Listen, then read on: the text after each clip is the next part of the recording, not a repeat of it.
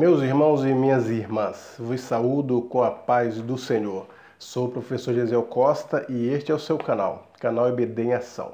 Canal feito especialmente para você, para abençoar a sua vida com subsídios históricos, subsídios doutrinários, subsídios teológicos, todos os subsídios que pudermos disponibilizar aqui para ajudar os nossos professores e as nossas professoras, assim estaremos fazendo. O objetivo é que você, professor e professora, tenha no seu plano de ensino agregado a esses subsídios e que as suas aulas possam cada dia mais ser enriquecidas, ser uma aula alegre, uma aula de detalhes, para que os nossos alunos da Escola Dominical sintam-se à vontade, sintam cada vez mais a necessidade de aprender da Palavra de Deus. Quero agradecer a você que é inscrito no canal. Eu te agradeço pela sua inscrição, te agradeço pelos seus comentários, te agradeço pelos seus likes. E são diversos comentários que temos recebido dos nossos inscritos, e também os likezinhos e o compartilhamento. E você que está acessando o canal pela primeira vez, eu convido-te, venha-te, inscreva-se no nosso canal. Você inscrevendo no nosso canal e ativando o sininho, você vai receber os vídeos aqui em primeira mão. Toda vez que postarmos um vídeo novo, aí você será notificado e assistir ele em primeira mão. E assistindo os vídeos, gostando, você pode dar um likezinho, dizendo gostei. E gostando, você pode comentar. E comentando, você pode compartilhar para que o alcance do canal seja ainda mais abrangente. Lição 12 do dia 24 de março diz assim: vivendo em constante vigilância. E o texto áureo está em 1 Coríntios 16 e 13. Vigiai, estai firmes na fé, portai-vos varonilmente e fortalecei-vos. A verdade prática diz assim: a vigilância na fé cristã significa permanecer acordado quanto à vinda de Cristo, atento no zelo de não se afastar de Jesus e perseverar na cautela contra os falsos profetas.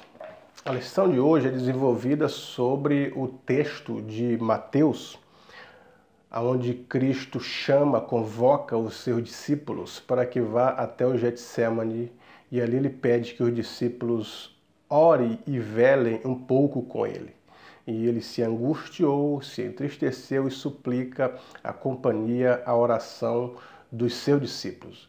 E então, sobre este prisma, sobre este acontecimento, é que ele convoca a oração, convoca a vigilância e pede que os discípulos vigiem e orem juntamente com ele. Então ele estava passando por diversas dificuldades ali. Nós sabemos que ele enfrentaria um sofrimento da humanidade, um sofrimento de acordo com o pecado traz consequências, e as consequências dos nossos pecados e do afastamento nosso de nosso Deus resultou na ira de Deus sobre o próprio Cristo, e ele sofre por nós, nos trazendo a vida. Então é sobre este acontecimento, sobre esse texto de Mateus, é que o estudo de hoje ele aparece para a nossa vida, e a gente vai contextualizar esse texto nos dias atuais, mostrando como podemos tornar cada vez mais vigilantes no reino de Deus. O nosso comentarista, em primeiro lugar, ele traz os significados das palavras na etimologia da palavra. A etimologia é a ciência que estuda a raiz da palavra, a composição, como que ela foi composta, quantas palavras, qual o significado original e até mesmo os significados pejorativos, quer dizer, a palavra é de uma língua, ela tem um significado, significa naquela língua em primeira mão aquilo, e com o passar do tempo ela muda o significado. Eles passam a aplicar esta palavra para outras conotações. Mas também nesse comentário aqui sobre a etimologia da palavra, o nosso comentarista demonstra que estas palavras vigilâncias, ela tem diversos termos, e ele traz também da raiz hebraica, porque é um especialista nas línguas orientais, e a Bíblia é escrita no hebraico e no grego. Ele traz essas raízes mostrando os diversos significados que a Bíblia dá para uma palavra só. E além dessas palavras, nós podemos dizer outras palavras, né? Por exemplo, como a palavra inferno. Ela aparece na Bíblia não só com significado apenas, mas a palavra inferno ela pode significar lugar de sofrimento, a palavra inferno pode significar uma vida de tribulação, a palavra inferno pode significar o Sheol e o Gina, A palavra inferno pode significar o Sheol e o Hades, que era o mundo dos mortos, tanto dos mortos ímpios quanto dos mortos justos. E a palavra inferno vai variando, são diversos significados. Assim também é a palavra que a lição vai denotar hoje, como vigiar. Primeiro ponto, ele diz estar alerta, vigiar. Ele traz aqui os verbos, né? É o verbo grego orel, significa vigiar, estar alerta, ser vigilante. Quando pegamos alguns léxicos, alguns comentários, alguns livros para descobrir esse termo, vigilantes, da onde ele vem, aparece exatamente das pessoas da antiguidade. As cidades, naquele período, elas eram muradas, porque os inimigos vinham sobre as cidades e avançavam sobre os exércitos daquelas cidades e destruíam e levavam eles para o cativeiro. Por isso que as cidades da antiguidade elas eram muradas com pedras, diversas pedras, algumas davam vários metros de altura o muro da cidade, como a Babilônia, a poderosa Babilônia, ela tinha mais de 112 metros, era um muro de altura, além da espessura do muro que cabia 2, 3 carros de cavalos emparelhados. Então eram umas verdadeiras fortalezas, porque as pessoas viviam em constante cerco sobre essas cidades, principalmente cidades mais poderosas, para destruir os seus muros, entrar sobre ela, levar os seus homens, os exércitos, as mulheres e dizimar o restante da população da cidade. Então eles viviam neste tipo de guerra. E a partir daí os vigilantes da cidade ficavam diuturnamente sobre os muros.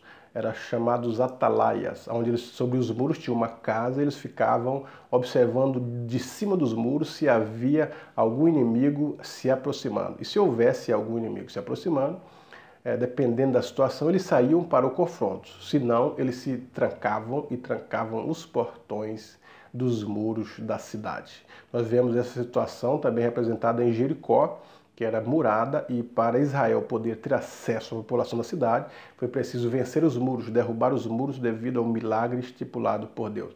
E assim sucessivamente. Então, os vigilantes eram os atalaias que ficavam sobre os muros na perspectiva de vigiar se viria algum inimigo sobre aquela cidade. Por isso nós temos o texto bíblico dizendo: se o Senhor não guardar a cidade, em vão vigia os sentinelas, que eram esses sentinelas que passavam a noite acordados, observando a cidade e os inimigos que se aproximavam enquanto a cidade dormia.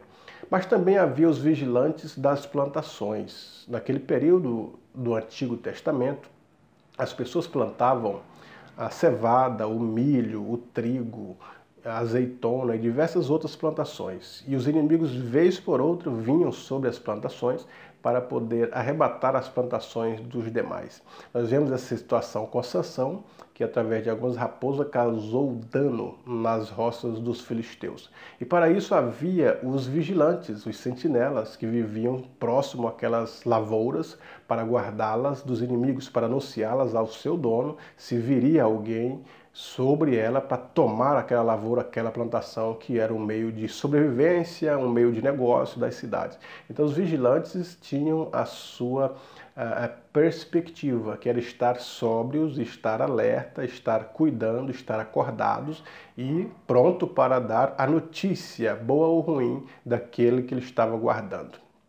Então, quando Jesus ele conclama os discípulos a vigiar com ele, ele traz essa ideia de que os discípulos estejam acordados juntamente com ele, que não dormissem, quer dizer, ele precisava de companhia e que os discípulos estivessem acordados. Então, a vigilância na lição bíblica da escola dominical, ela tem exatamente esse significado aqui no segundo ponto: vigiar, guardar e cuidar.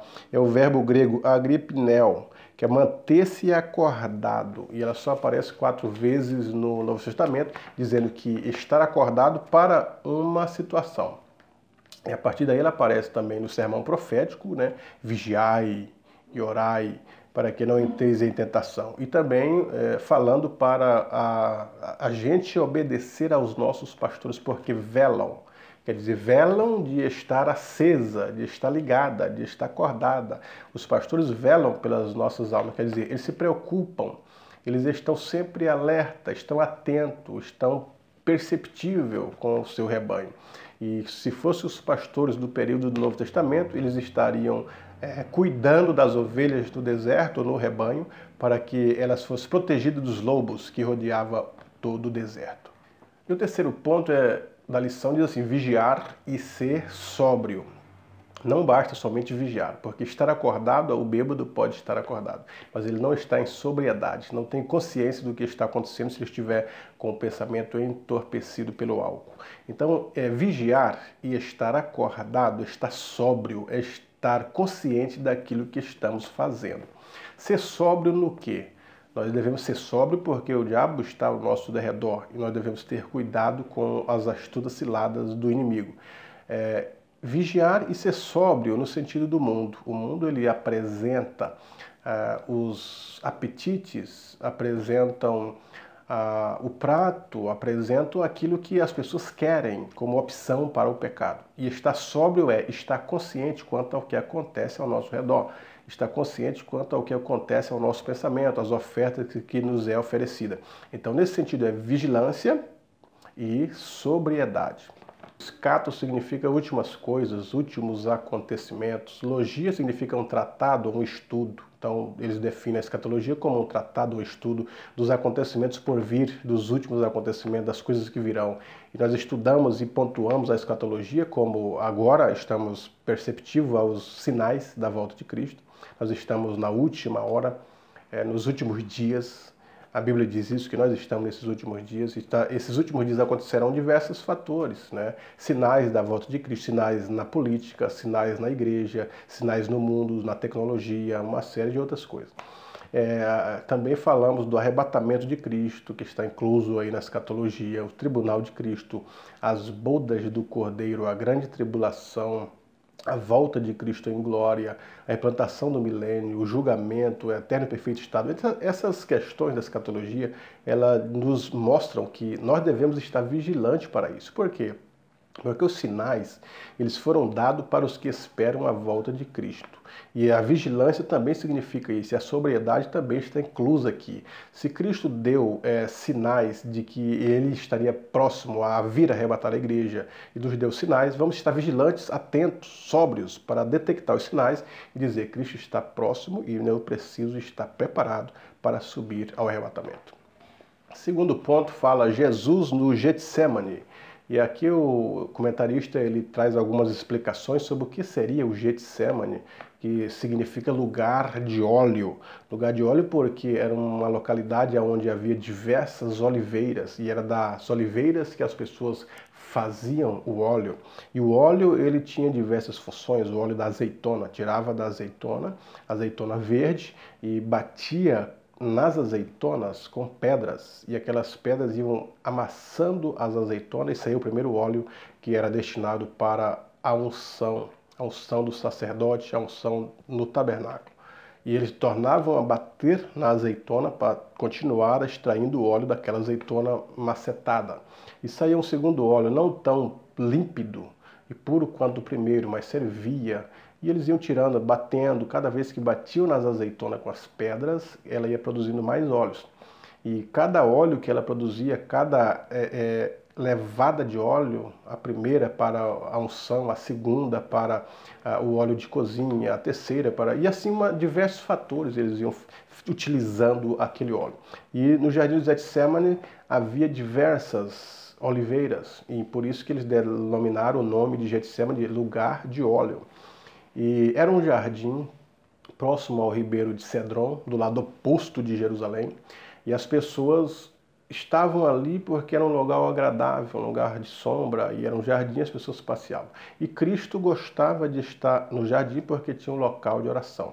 Observe que Jesus ele não estava nos templos orando e consagrando a sua vida porque ele era expulso dos templos. Os templos eram dos fariseus, e quem construiu o templo de Herodes, próprio Herodes, através de Roma, ele deu o templo para os judeus, mas os judeus pagavam altos impostos para Herodes, para o governo, para ele tentar ter o dinheiro de volta que foi gasto. Então era pago altos impostos. A gente vê isso também na Bíblia, até cobrando de Jesus os impostos, os staters e etc.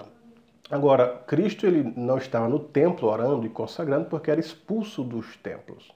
Ele não era bem-vindo na classe farisaica porque revelava os pecados e os segredos dos fariseus.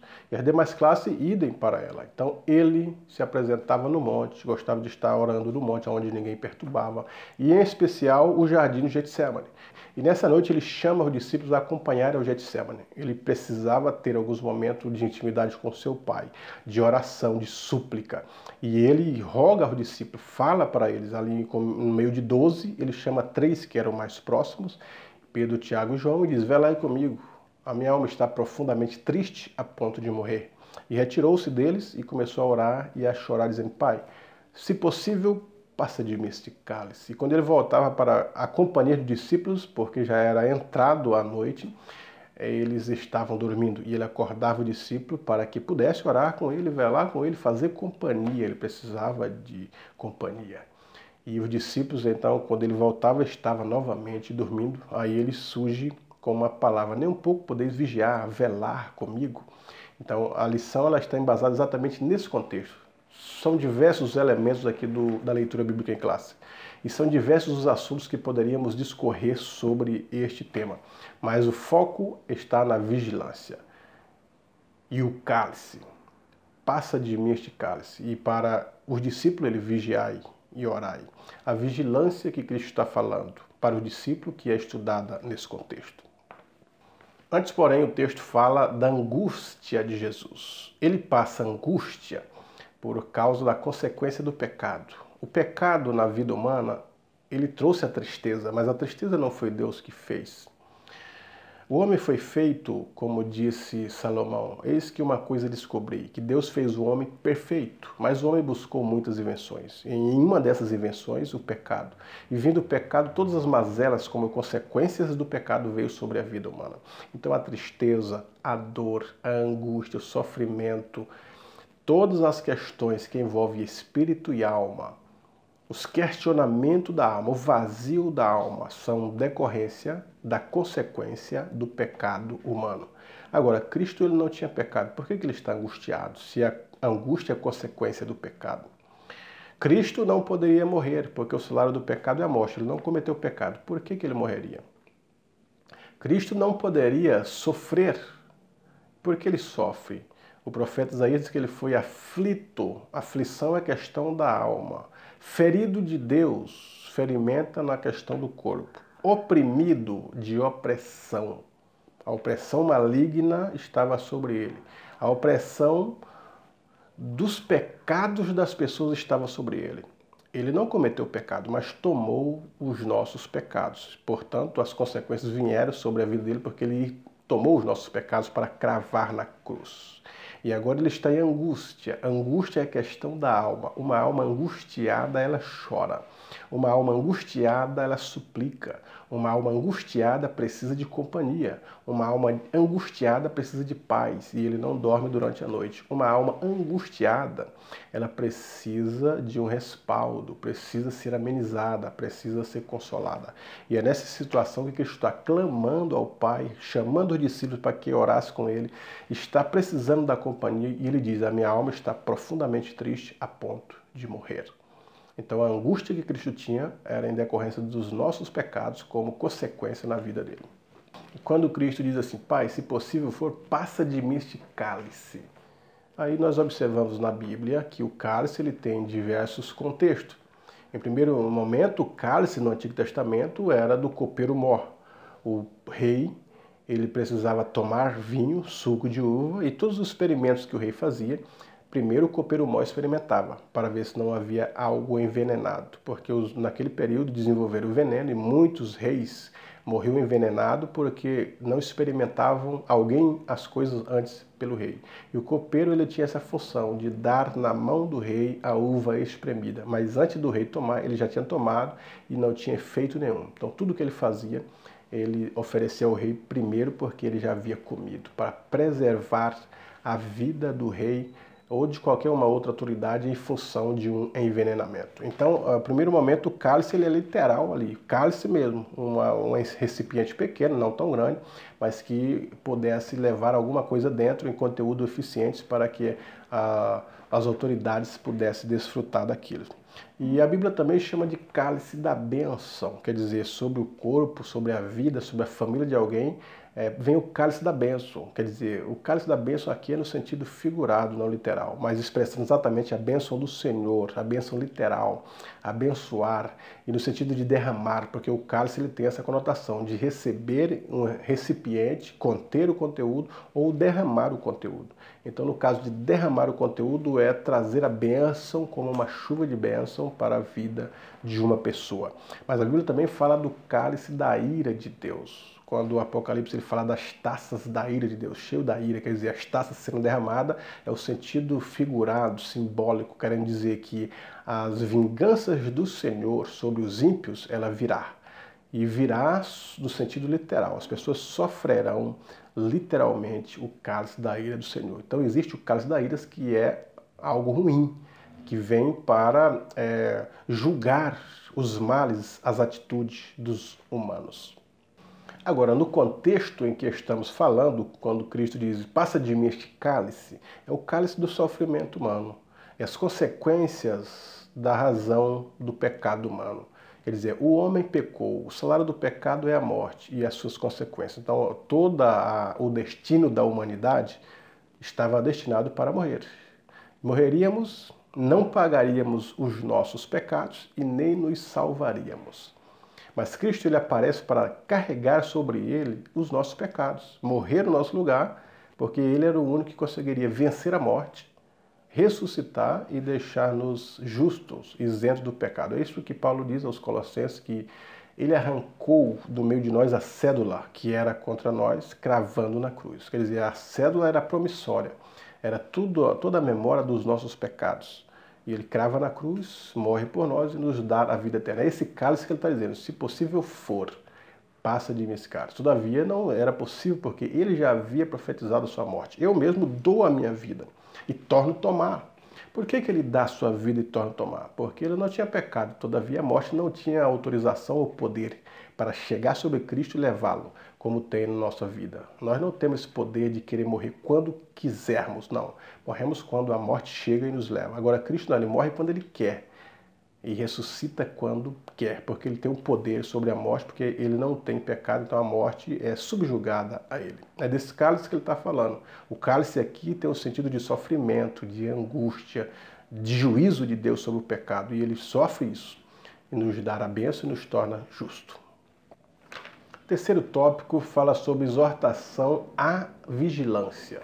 E já falamos no sentido escatológico, por que devemos estar vigiando, porque os sinais estão se cumprindo. A igreja precisa estar alerta e preparada para encontrar o Senhor, seu Deus. Então a vigilância é em ambos os termos, sentido material, na percepção de Israel, por exemplo. Israel ele é como se fosse um relógio norteador para a igreja, mostrando todas as profecias que falam sobre Israel, o cumprimento que Deus desenvolveria na história de Israel para a nossa atualidade. Então ele é um termômetro, mede-nos, ajuda-nos a medir sobre as profecias e ficar mais atentos sobre a volta do nosso Cristo. E na vida cristã, em nossa vida inteira, a vida cristã está envolta na espiritualidade, na convivência com a igreja, na convivência com a comunidade, na sociedade em que estamos inseridos, os nossos pensamentos, as nossas palavras, isso tem que ser tudo vigiado. A Bíblia fala sobre as pessoas que falam torpes palavras, alguns que têm torpes ganâncias, e fala também sobre a concupiscência da carne, a concupiscência dos olhos, a soberba da vida.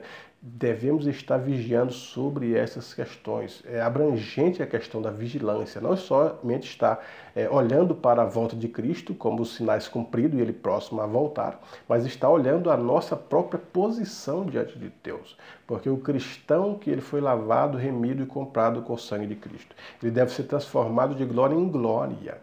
Cada dia mais deixarmos os nossos costumes que trouxemos do mundo, os nossos hábitos, e ser renovado cada dia na transformação do nosso pensamento. O nosso pensamento deve estar cada dia mais com afinidade com o pensamento da palavra de Deus, com o pensamento do Espírito de Deus, pensando nas coisas lá do alto.